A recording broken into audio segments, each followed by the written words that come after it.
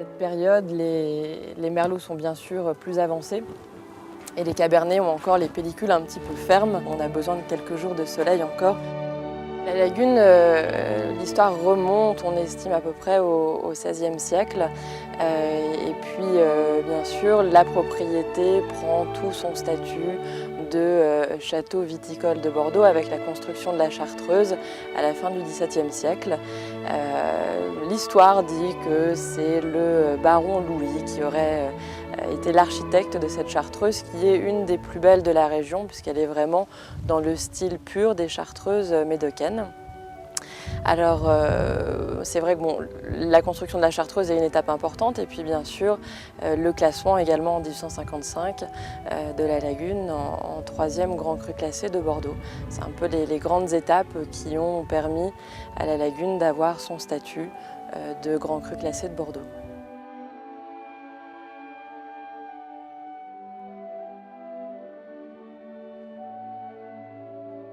Donc à la lagune, on est principalement sur un terroir de graves, des graves donc, qui sont ces petits cailloux blancs qui ont été amenés, roulés, érodés par la Garonne. Et ce mélange de sable et de cailloux va donner des conditions de maturité très particulières au raisin. Et c'est comme ça qu'on dispose nos 3 cépages qui sont le Cabernet Sauvignon, le Merlot et le Petit Verdot. En fonction de ces terroirs, on les place sur le sommet, sur les bas de croupe, sur les terroirs qui vont leur être les plus favorables.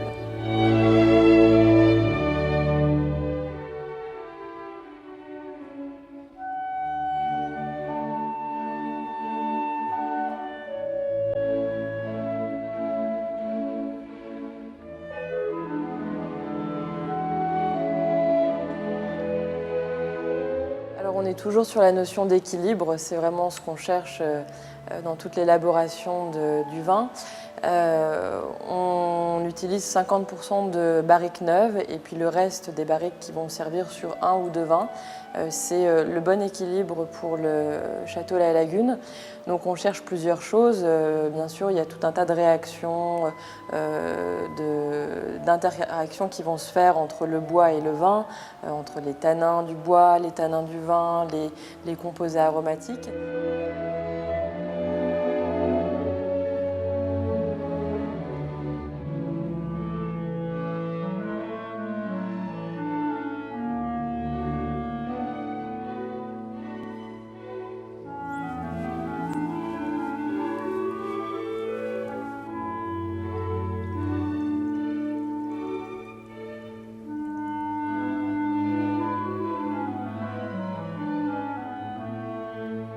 Là, je déguste le 2004, qui est un millésime relativement jeune, mais dont les tanins sont déjà très patinés. Donc c'est vrai que c'est un millésime aujourd'hui que l'on peut boire en se faisant tout à fait plaisir.